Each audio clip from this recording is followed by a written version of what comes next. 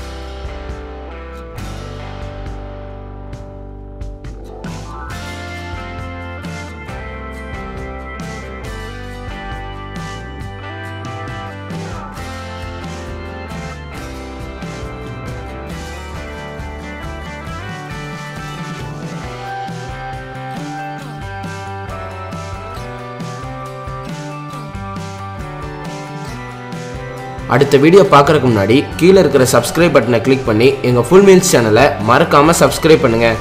கூடவே பக்கத்தில் இருக்கிற பெல் ஐக்கானையும் கிளிக் பண்ணுங்கள்.